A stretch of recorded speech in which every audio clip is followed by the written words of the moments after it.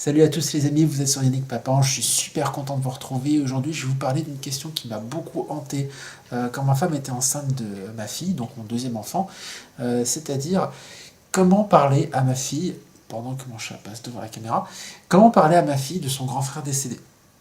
C'est une question qui était très compliquée. Il y avait en quelque sorte un dilemme. C'est-à-dire que d'un côté, je voulais absolument parler à ma fille de son grand frère parce que je voulais pas qu'il y ait de non-dit, je voulais pas qu'il y ait des squelettes dans les placards, qu'il y ait un traumatisme qui reste. Je sais que c'est quelque chose qui peut être très traumatisant pour les enfants lorsqu'il y a un lourd secret de famille dont personne ne parle et qui est révélé longtemps après ou qui est caché et les enfants devinent. Voilà, c'est quelque chose qui généralement ne fait pas de bien.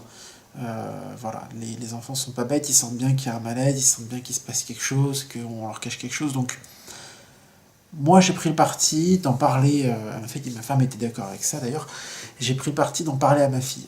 Le seul problème, c'est que je voulais pas non plus que son grand frère soit omniprésent et que ce soit un petit peu le fantôme qui est tout le temps là et qu'elle vive uniquement dans l'ombre de son grand frère. En fait, qu'elle soit là à avoir l'impression qu'elle a un rôle à jouer, qu'elle le remplace son grand frère ou autre. Non. Voilà, donc c'était un petit peu ce dilemme-là. Comment on dose le truc.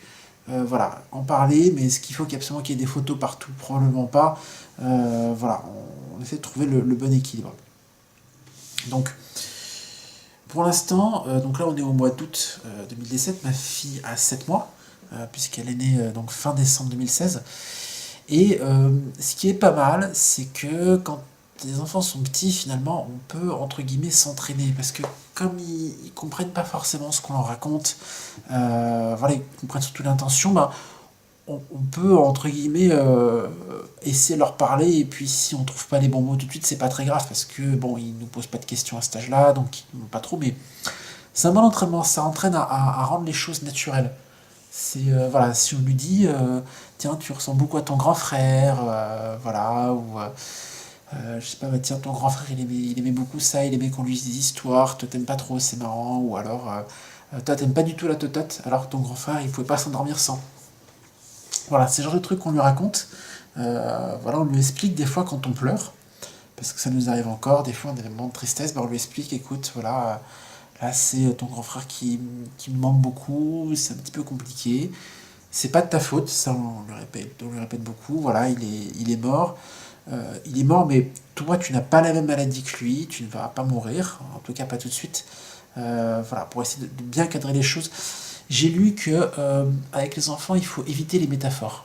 Il faut éviter de dire ah bah il est parti au ciel ou il est dans notre cœur parce que les enfants ont tendance à prendre tout au pied de la lettre et après, voilà, ils comprennent notre âme. Vaut mieux être très concret, finalement. Très concret, très direct. Voilà, c'est pas très grave si on parle de la mort, finalement. Vaut mieux leur en parler, ça va beaucoup moins les traumatiser que si on n'en parle pas et qu'ils découvrent qu'il s'est passé quelque chose, mais voilà, personne n'en parle et personne n'emploie les bons mots. Donc voilà. Alors, ce qui était compliqué aussi, donc il y a aussi la question des objets dans l'appartement. Il y a des photos de notre fils à certains endroits de l'appartement. On n'en a pas laissé dans le salon. Ça, c'était quelque chose que je voulais éviter parce que je voulais que le salon reste quand même une pièce à vivre, peut-être un petit peu déconnectée. Alors, il y a encore des signes. Voilà, on a laissé des petits symboles, des petites statuettes, des petites bougies, voilà. Des trucs comme ça, mais bon, pas de photos. Les photos, elles sont pour l'instant dans notre chambre. Voilà, donc on lui montre, hein, voilà, on lui montre les photos, bah ça c'est papa, ça c'est maman, et puis ça c'est ton grand frère, voilà, qui était là avant toi, on lui explique, bah voilà, il n'est plus là, mais bon, il a existé. Voilà, les photos, c'est un bon moyen. Voilà, quand on veut expliquer qu'il y a quelqu'un qui est décédé, ben on montre, voilà, la photo, regarde, on donne le prénom. Voilà, ça permet d'expliquer un petit peu aux enfants quand ils sont très très jeunes. L'autre truc qu'on fait beaucoup, c'est les rituels de visite au cimetière. Voilà, il y a des dates spéciales où on va systématiquement au cimetière. Anniversaire de naissance, anniversaire de décès, Pâques, Noël, voilà, la Toussaint également. Voilà, c'est le grand minimum. Et puis après, même, on y va sur une base régulière pour apporter des petits éléments pour la tombe. Donc, on l'emmène, on lui explique, bah voilà, ton grand frère il est ici, ton grand frère il est enterré ici, parce que voilà, bah, quand les gens sont morts, Voilà, soit on les incinère, soit on les met dans des cimetières. Et voilà, et ça c'est la tombe de ton grand frère. Voilà, puis on en parle, on essaie d'en parler avec fierté, on essaie d'en parler voilà, sans être uniquement dans la tristesse. On peut être triste, c'est normal, mais on peut aussi en parler avec fierté, et puis en montrant que voilà, bah, c'était aussi quelqu'un qui a eu une belle vie, même si sa vie était courte. Voilà, puis on est fier de lui. Voilà. Je pense que c'est un sujet que je vais réaborder. Donc là, pour l'instant, ma fille est encore très jeune. Donc là, pour l'instant, je lui en parle, mais je ne sais pas ce qu'elle comprend. Ma femme aussi lui en parle. Voilà, c'est quelque chose, donc on a tout un tas de rituels pour lui en parler. Je pense que ce sera intéressant de refaire le point quand elle aura peut-être 1 an, 2 ans, 3 ans, pour voir un petit peu comment elle réagit à ça. Euh, Ce qui est assez surprenant, c'est de voir que jusqu'à présent, si on se met à pleurer par rapport à la mort de son frère, elle ne pleure pas généralement. Si moi je pleure et que je la serre très fort dans mes bras, elle va continuer à gazouiller, à apporter de la vie. Voilà, donc c'est peut-être sa façon de réagir à l'événement. Voilà, pendant que mon chat fait ses griffes sur son griffoir, il fait du boucan sur la vidéo. Euh, voilà, oui, donc c'est sa façon, elle, de réagir pour l'instant quand elle voit ses parents tristes.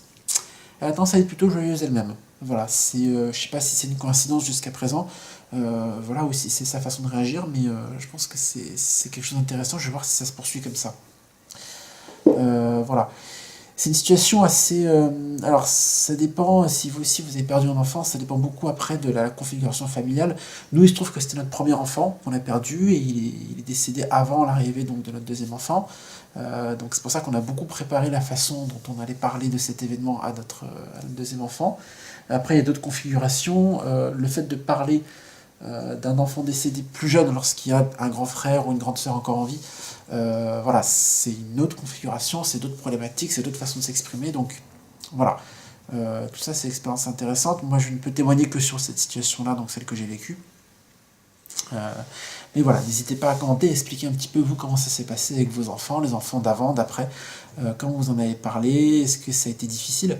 Parce que oui, c'est vrai que pour nous, on est habitué à parler, donc pour ma femme, moi, c'est très naturel d'en parler, et même si au début ça faisait très bizarre, je vois que la première fois que j'ai parlé à ma fille de son grand frère, c'était, je me suis forcé un peu et j'ai trouvé ça, voilà, mais c'est venu très naturellement après.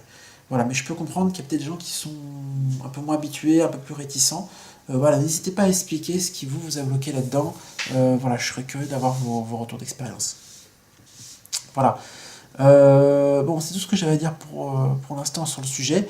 Je retournerai des vidéos là-dessus, donc quand ma fille grandira, pour vous expliquer un petit peu comment ça se passe. Merci beaucoup d'avoir suivi cette vidéo et de l'avoir regardée en entier, et à très bientôt.